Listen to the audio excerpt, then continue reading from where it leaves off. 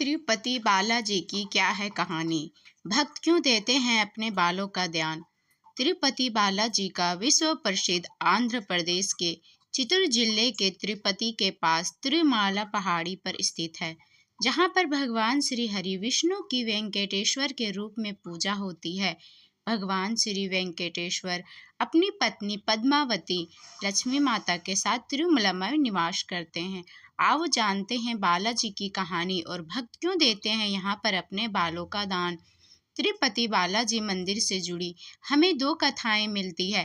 पहली कथा उनके वाराह अवतार से जुड़ी है और दूसरी कथा माता लक्ष्मी और उनके वेंकटेश्वर रूप से जुड़ी हुई है। पहली कथा, आदि काल में धरती पर जल ही जल हो गया था, यानी पैर रखने के लिए कोई जमीन नहीं बची थी। कहते हैं कि ऐसा इसलिए हुआ क्योंकि पवन देव ने भारी अग्नि को रोकने के लिए उग्र रूप से उड़ान भरी, जिससे बादल फट गए और बहुत बारिश हुई और धरती जलमग्न हो गई। धरती पर पुनः जीवन का संचार करने के लिए श्री हरि विष्णु ने तब आदि वराह अवतार लिया। उन्होंने अपने इस अवतार में जल के भीतर की धरती को ऊपर तक अपने तुस्क का उपयोग करके खींच लिया। उसके बाद पुनः ब्रह्मा के युगयोग बल से लोग रहने लगे और आदि वराह ने तब बाद में ब्रह्मा के अनुरोध पर एक रचना का रूप धारण किया और अपने बेहतर आधे 4 हाथों वाले भूदेवी के साथ खुद चला यमुना पर निवास किया और लोगों को ध्यान योग और कर्म योग जैसे ज्ञान और वरदान देने का फैसला किया।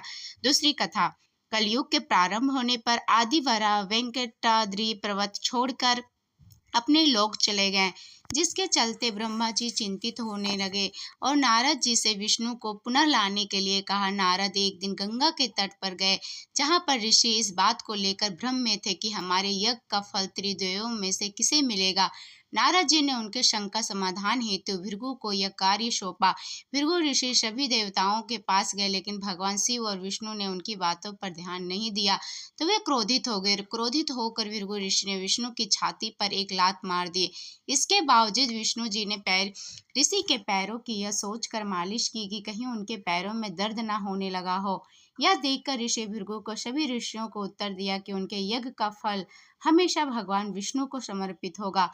परंतु श्री हरि विष्णु की छाती पर लात मारने के कारण माता लक्ष्मी क्रोधित हो गई। उन्हें अपने पति का अपमान सहन नहीं हुआ और वे चाहती थी कि भगवान विष्णु ऋषि भृगु के दंडित करे, परंतु ऐसा नहीं हुआ। परिणाम स्वरूप उन्होंने वैकुंठ को छोड़ दिया और तपस्या करने के लिए धरती पर आ गई और करवीरापुर कोल्हापुर में ध्यान करना शुरू कर दिया।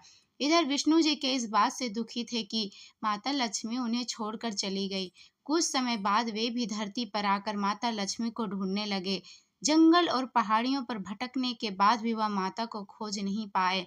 आखिरकार परेशान होकर विष्णु जी वेंकटाद्रि पर्वत में एक चींटी के आश्रम में विश्राम करने लगे। यह देखकर ब्रह्मा जी के उनकी सहायता के फैसला किया। वे गाय और बछड़े का रूप धारण कर माता लक्ष्मी के पास गए। देवी लक्ष्मी ने उन्हें देखा और उस भक्त के सदा शिष्य शासक चोल राजा को उन्हें सौंप दिया। राजा ने उसे चरवाहे को सौंप दिया, परंतु वह गाय सिर्फ विष्णु जी के रूप में श्रीनिवास को ही दूध देती थी। जिस कारण चरवाहे ने उस गाय को मारने का प्रयास किया। तब श्रीनिवास के चरवाहे पर हमला करके गाय को बचाया और क्रोधित होकर उन्होंने चोल राजा को एक राक्षस के रूप में जन्म लेने का श्राप दिया। राजा ने दया की प्रार्थना की। तब श्रीनिवास ने कहा कि राजा को दया तब मिलेगी जब वह अपनी बेटी पद्मावती का विवाह मुझसे करेगा। जब यह बात देवी लक्ष्मी पद्मावती को पता चली तो वे वहां आई और तब उन्होंने श्री हरि को पहचान लिया और जिसके बाद भगवान विष्णु और लक्ष्मी जी एक दूसरे से लिपट गए और इसके बाद वे पत्थर में बदल गए। फिर ब्रह्मा जी और शिव जी ने हस्तक्षेप करके लोगों को इस अवतार के उद्देश्य से अवगत कराया।